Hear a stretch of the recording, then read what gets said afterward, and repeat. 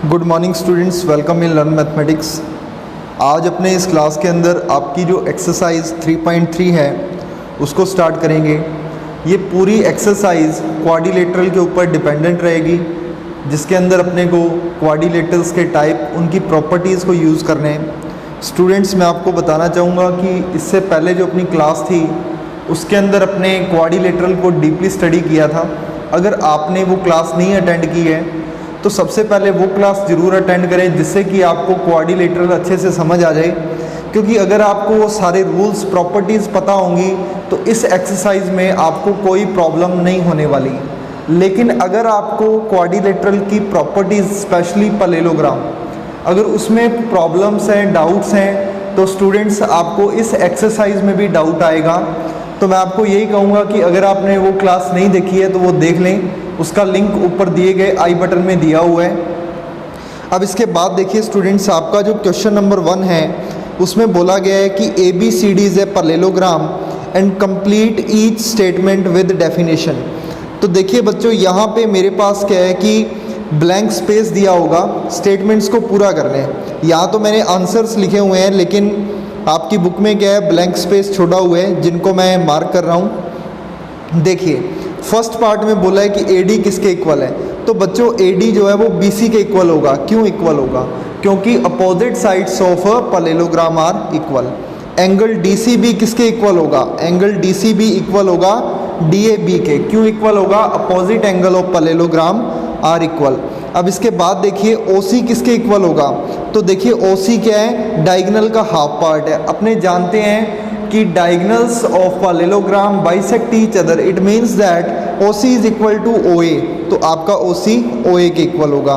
अब इसके बाद देखिए DAB plus CDA, DAB plus CDA, इनका सम किसके इक्वल आएगा?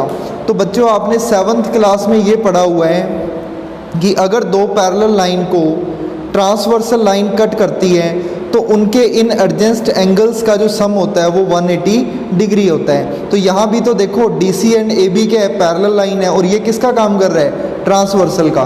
सो sum of these two angles is equal to 180 degree. यहाँ मैंने लिखा हुआ है ABC प्लस DCB।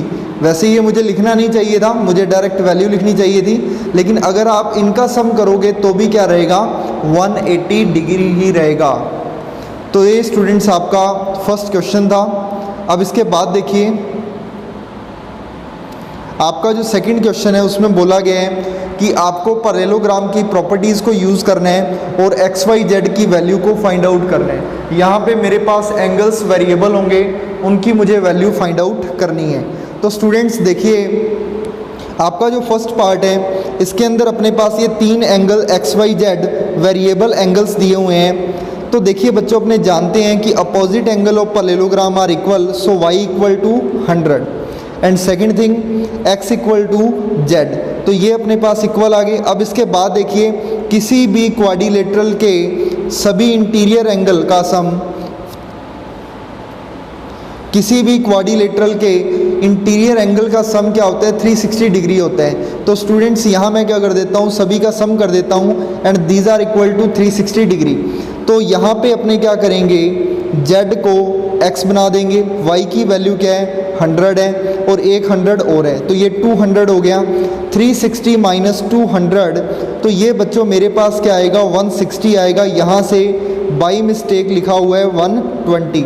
तो अब देखिए 2x इक्वल टू 160 है, तो x इक्वल टू क्या आ जाएगा?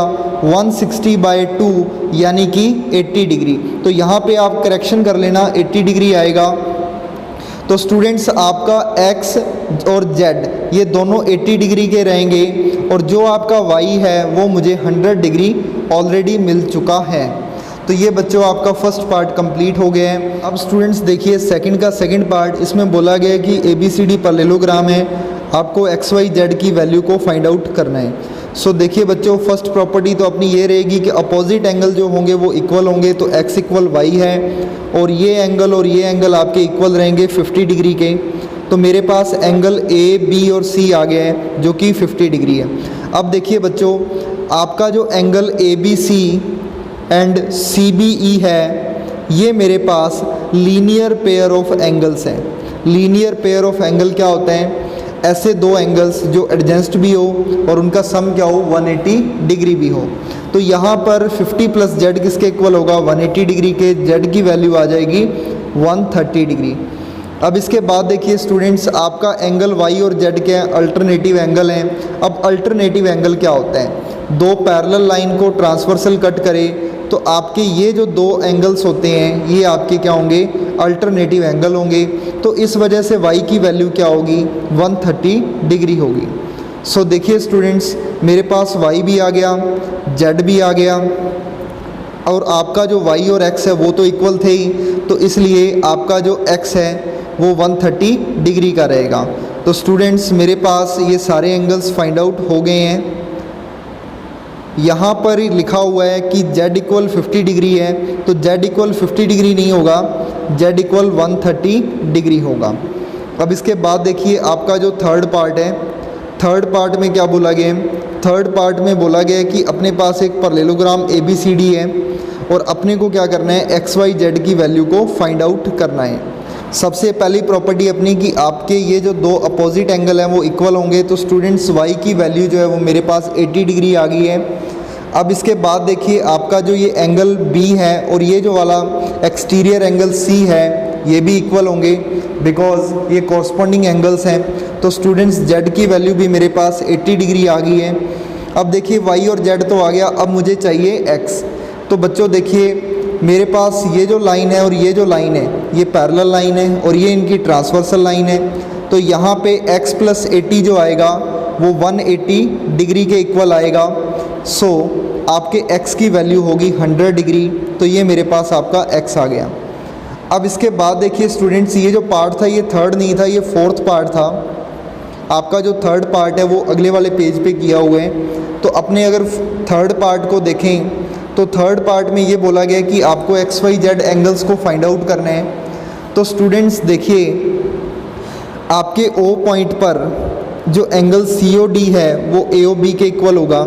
ये क्यों इक्वल होगा, वर्टिकल अपोजिट एंगल। अपने जानते हैं जब भी दो लाइंस इंटरसेक्ट करती हैं तो अपोजिट एंगल क्या होते हैं, इक्वल होते हैं। So these are vertical opposite angle, so they are equal. So x की वैल्यू 90 आ गई। अब देखो बच्चों, अपने अगर ट्राइंगल AOB की बात करें तो ट्राइंगल AOB के अंदर तीनों एंगल्स का सम रहेगा 180 डिग्री। तो यहाँ मेरे पास x की वैल्यू 90 है तो y की वैल्यू 60 आ जाएगी। y की वैल्यू 60 आ गई। अब इसके बाद देखिए अपने पास ये जो एंगल z है और ये जो एंगल y है ये भी इक्वल होंगे।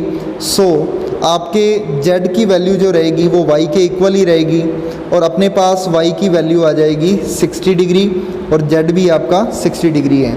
तो स्टूडेंट्स ये आपका थर्ड पार्ट था। सो अभी अपने फोर्थ पार्ट भी समझ लिया है, थर्ड पार्ट भी समझ लिया है। अब स्टूडेंट्स अपने आते हैं फिफ्थ पार्ट पे। फिफ्थ पार्ट में बोला गया है ABCD पैरेललोग्राम है, आपको XYZ की वैल्यू फाइंड आउट करनी है।